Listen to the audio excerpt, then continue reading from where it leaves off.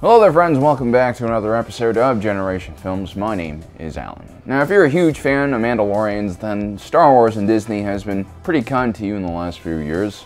The Mandalorian TV show started rebuilding some of the old expanded universe content and also added a lot more new lore to build a clearer picture of the state of Mandalorian society. But you notice the one thing that seems to be missing in a lot of the Disney Mandalorian stuff, and that's couples and relationships. In the old days, Mandalorians could fight as well as they could love. Some even got frisky with the Jedi, which is like the ultimate Romeo and Juliet kind of moment in Star Wars.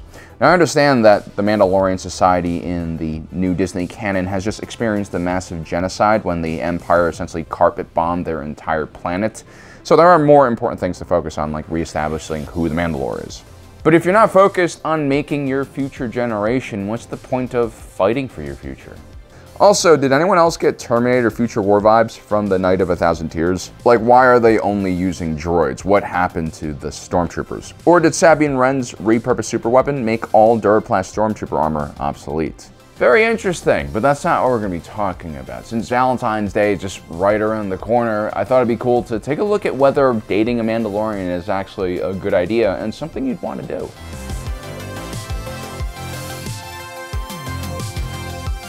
Here's the thing, I know a lot of you guys out there think you're manly and strong. Heck, you might even be a big Wookiee or a Trandoshan-like figure. Our YouTube demographics actually show that we do quite well in the Outer Rim and the Kashyyyk system, so makes sense. But if you're in a relationship with the Mandalorian, forget about traditional gender roles. Doesn't matter if you're a man or a woman, the Mandalorian will wear the pants and armor and helmet and jetpack almost 24/7 in the house. It's not really about you. You just never grew up in a society that was raised from birth to kill enemies with your bare hands, while you were being molded by our education system to be an obedient slave worker in a factory or an office.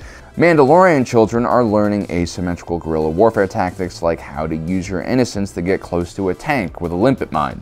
The type of nonsense and hardship that a Mandalorian has to face in their daily lives is just so intense that you'll be just forced to put on an apron and take care of the kitchen and the home. Not because you're pampered or spoiled or anything like that. You just don't want to eat military rations for every meal and sleep on a portable cot. You want nice things in your house like pillows and rugs and wallpaper and color. Not just gunmetal grade Durasteel plating everywhere. And that's completely fine.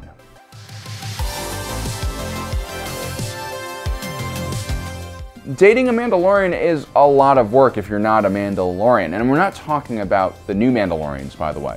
They aren't really Mandalorians, they're just confused. That's what happens when you remove a Mandalorian from their shell, they panic. A real Mandalorian never leaves their home without their armor. I'm not even talking about the more hardcore cultists like the Children of the Watch. Even more regular Mandos like the Night Owls or kind of Mandos like Boba Fett will wear full body armor throughout the day. And that's because the Mandalorians choose very interesting professions. A huge percentage of them are actually working in the bounty hunting field or as mercenaries, and so for the majority of their day they can be expected to be shot at by a variety of different weapons.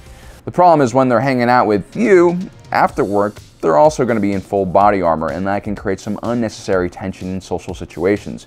Also, they'll have visible weapons bolted onto every part of their armor as well. This will lead to issues at security checkpoints. Getting into venues and fancy restaurants might also prove to be difficult.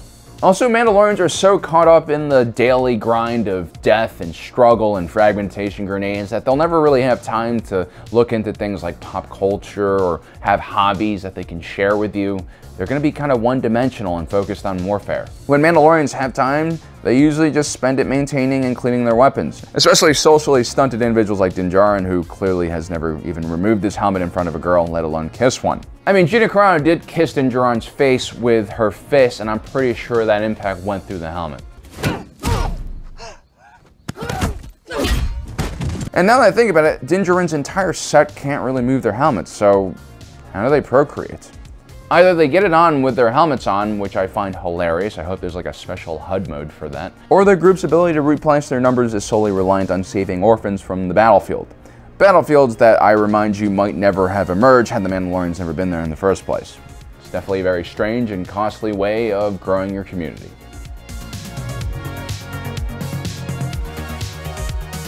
When you marry an individual, you also marry their family, their culture, and you also pick up any major battle or struggle they happen to be going through.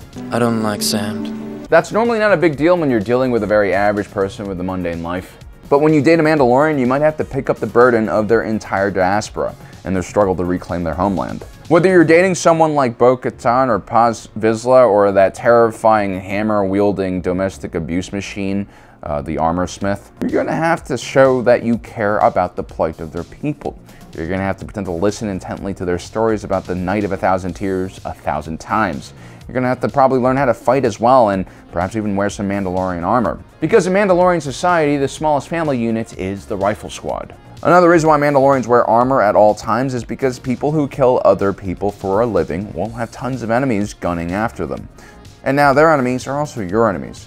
Some people like to glorify the Mandalorians and what their daily lives are like. The reality is blaster fights are terrifying and scary and not at all fun. And even when you have a full plate of Beskar armor, it still doesn't mean you can't die or that those rounds impacting your armor doesn't cause bruises and welts on your body. This is a kind of life that you really need to prepare yourself for from a very young age, so most people probably wouldn't cut it as the spouse of a Mandalorian.